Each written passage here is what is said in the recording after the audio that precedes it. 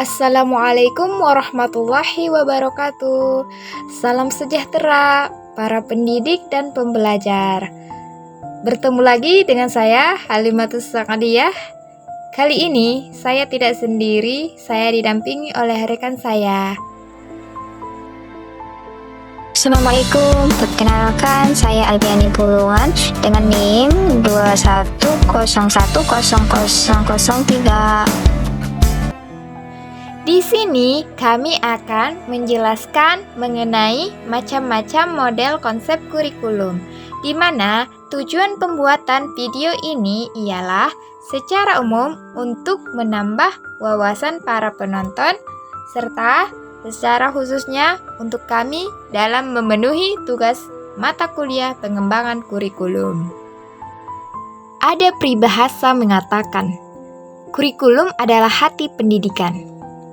Dalam kesempatan kali ini, kita akan membahas topik yang sangat penting dalam dunia pendidikan. Tidak lain adalah mengenai kurikulum, yaitu macam-macam model kurikulum. Konsep kurikulum merupakan landasan utama dalam merancang pembelajaran yang efektif dan bermakna bagi peserta didik. Mari kita eksplorasi bersama berbagai model konsep kurikulum yang dapat membantu meningkatkan kualitas pendidikan. Sebelum itu, jangan lupa like, comment, and subscribe video ini jika menurut kamu bermanfaat. Oke, sebelum menjelaskan satu persatu macam-macam model konsep kurikulum, terlebih dahulu perlu kita ketahui bahwa model konsep kurikulum berkembang sesuai dengan perkembangan teori dan praktek pendidikan yang mendasarinya. Berikut peta konsep pengelompokan teori pendidikan yang melandasi model-model konsep kurikulum. Dari tabel tersebut dapat diperhatikan bahwa ada 4 model konsep kurikulum. Yang pertama, model kurikulum subjek akademis. Mengacu pada pendidikan klasik. Teori pendidikan klasik yang berlandaskan pada filsafat klasik memandang bahwa pendidikan berfungsi sebagai upaya memelihara, mengawetkan, dan meneruskan warisan budaya. Teori pendidikan ini lebih menekankan peranan isi pendidikan daripada prosesnya, di mana terdapat 2 teori, yaitu perennialisme dan esensialisme. Keduanya memiliki pandangan bahwa pendidikan harus berfokus pada pengembangan kemampuan berpikir kritis dan analisis. Yang kedua, model kurikulum humanistik.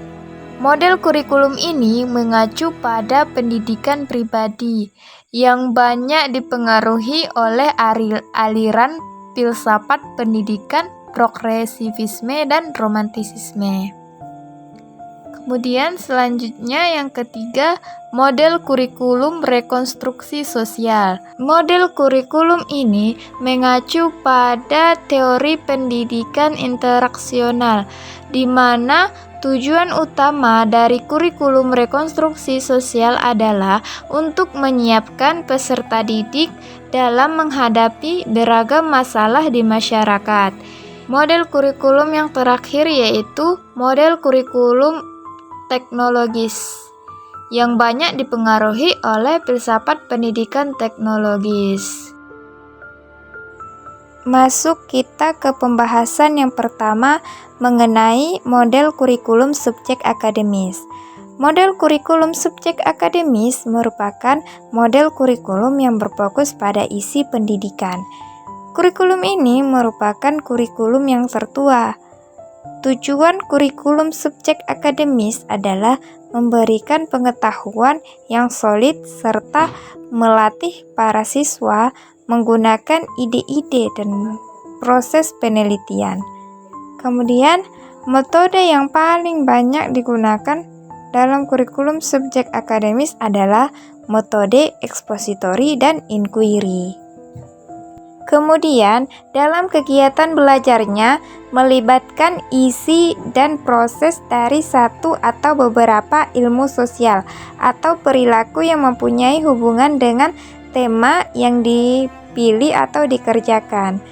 Dalam kegiatan evaluasi, menggunakan bentuk evaluasi yang bervariasi sesuai dengan tujuan dan sifat mata pelajarannya. Dalam model kurikulum subjek akademis ini memiliki pola-pola organisasi yang terpenting. Di antaranya, yang pertama, correlated curriculum adalah pola organisasi materi atau konsep yang dipelajari dalam suatu pelajaran dikorelasikan dengan pelajaran lainnya. Yang kedua, unified atau concentrated curriculum adalah pola organisasi bahan pelajaran yang tersusun dalam tema-tema pelajaran tertentu yang mencakup materi dari berbagai pelajaran disiplin ilmu. Yang ketiga, integrated curriculum, di mana bahan ajar diintegrasikan dalam suatu persoalan, kegiatan, atau segi kehidupan tertentu. Yang keempat, problem solving curriculum adalah pola organisasi isi yang berisi topik pemecahan masalah sosial yang dihadapi dalam kehidupan dengan menggunakan pengetahuan dan keterampilan yang diperoleh dari berbagai mata pelajaran atau disiplin ilmu. Ada 4 cara dalam menyajikan pelajaran di model kurikulum subjek akademis. Yang pertama, materi disampaikan secara hierarkis naik. Maksudnya, materi disampaikan dari yang lebih mudah hingga ke materi yang lebih sulit. Selanjutnya, penyajian dilakukan berdasarkan prasyarat. Maksudnya, untuk memahami suatu konsep tertentu diperlukan pemahaman dari konsep yang lain yang diperoleh atau dikuasai sebelumnya. Kemudian, pendekatan yang digunakan cenderung induktif. Maksudnya, disampaikan dari hal-hal yang bersifat umum menuju kepada bagian yang lebih spesifik atau khusus. Kemudian, yang terakhir, urutan penyajian bersifat kronologis, yang mana penyajian materi diawali dengan menggunakan materi-materi terlebih dahulu. Hal ini dilakukan agar sifat kronologis dan urutan materi tidak terputus. Model kurikulum humanistik. Model kurikulum ini didasarkan pada aliran pendidikan humanistik atau pribadi. Di sini, guru berperan sebagai fasilitator atau pengarah yang mana peserta didik sebagai subjek pusat pendidikan yang mempunyai potensi, keterampilan, dan kekuatan untuk berkembang. Model kurikulum ini lebih menekankan keterbukaan, kesadaran, keunikan, dan tanggung jawab, sehingga pendidikan lebih mengarahkan pembinaan manusia yang utuh baik dari segi fisik, intelektual, sosial, dan afektif. Kurikulum ini lebih mementingkan proses daripada hasil, serta sasaran utamanya yaitu bagaimana dapat memaksimalkan perkembangan anak supaya menjadi manusia yang terbuka dan mandiri. Model kurikulum ini pada proses belajar mengajarnya menggunakan pendekatan inquiry, discovery, dan pemecahan masalah. Kurikulum ini juga pengajarannya lebih menekankan kepada tanggung jawab daripada kompetisi dan tidak adanya jawaban yang salah dan benar, sehingga dalam prosesnya peserta didik bebas menyalurkan gagasannya. Model konsep kurikulum teknologis pada dasarnya dipicu oleh kemajuan ilmu pengetahuan teknologi. Model kurikulum ini menentukan tujuan pada penguasaan kompetensi yang dirumuskan dalam bentuk perilaku. Prosedur pembelajaran didasarkan pada psikologi behaviorisme dan teori stimulus respon. Artinya, tujuan yang dirumuskan harus berbentuk perilaku yang dapat diukur dan diamati serta diarahkan untuk menguasai sejumlah kompetensi. Konsep kurikulum teknologis dapat berbentuk aplikasi teknologi pendidikan dan dapat juga berbentuk penggunaan perangkat keras dan perangkat lunak dalam pendidikan. Perangkat lunak berperan dalam membentuk sistem, sedangkan perangkat keras lebih mengarah pada alat sebagai media dalam proses pembelajaran. Pengertian teknologi sebagai sistem, model kurikulum yang dikembangkan lebih menekankan pada penyusunan program pengajaran atau rencana pembelajaran yang dipadukan dengan alat-alat dan media pengajaran yang mengikuti perkembangan teknologi yang semakin canggih. Model kurikulum teknologis ini sangat menekankan pada proses pengajaran yang efisien dan efektivitas. Selanjutnya kita akan membahas model kurikulum rekonstruksi sosial. Kurikulum ini dikembangkan oleh aliran pendidikan interaksional.